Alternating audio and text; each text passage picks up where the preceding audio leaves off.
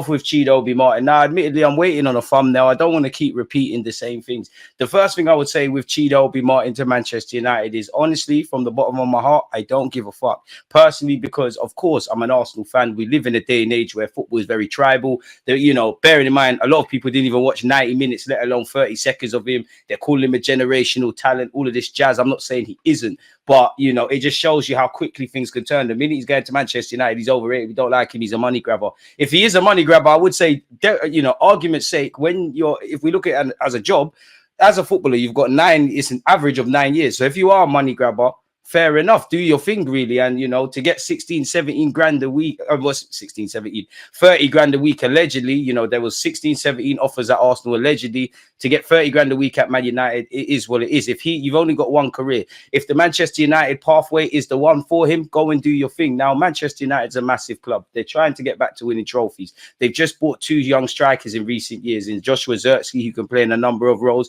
and obviously they've got Højlund. But for him, if what they're saying makes more sense than at Arsenal, they'll go do your thing. If you're getting paid more money for one, if there's a clearer pathway, if you're saying, if they're allegedly he could be their third choice striker and make up the minutes with the under 21s, there's some rumors that, you know, Arsenal wanted to play under 18s football, in which I feel, if, you know, a lot of the players in and around Arsenal's under 21s, they probably shouldn't be there. We need to keep a couple of them from a selfish point of view, speaking of the strikers, to have a competitive squad. But a lot of you either need to leave the club permanently or go on loan and play senior football. So if they're saying that you can play at a more competitive level, you're going to train with the first team.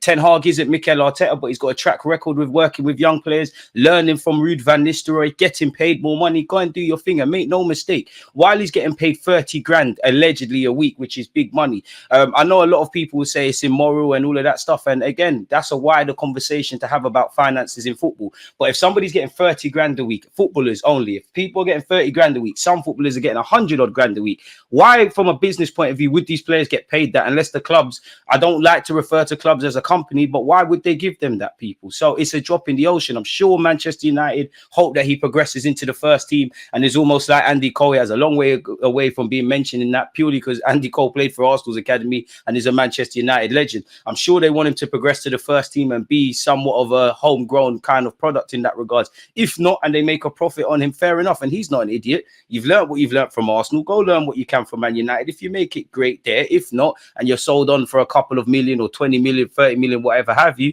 it is what it is, people. I don't think people can look at things tribal. If Arsenal are moving iffy, and again, bearing in mind, clubs are going to tell you everything to get you to sign.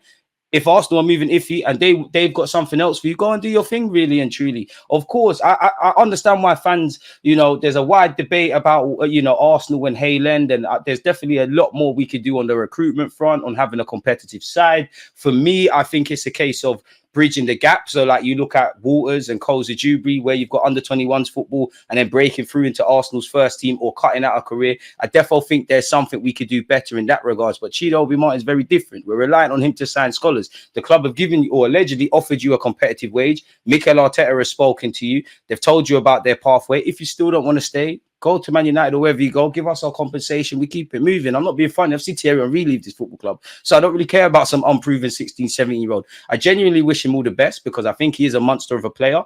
I'm not really impressed by goal scoring at youth level and whatnot, because we've seen players do that before, but he can score goals. I think his general play has improved a lot. I think he's got the different, he wants to make the difference a lot of the time. I think he's a devilish kind of player when he pulls out into that left-hand flank. I think he's got the swagger. I think, you know, he's obviously fast and strong, but I don't think it makes him, it's obviously a benefit, but I don't think he's one of those players that believe in that rely on solely that, people. And I think he's quite humble as well. And he had a good under-17s campaign. He did well for the schoolboys. Go and do your thing at Manchester United. It is what it is, people.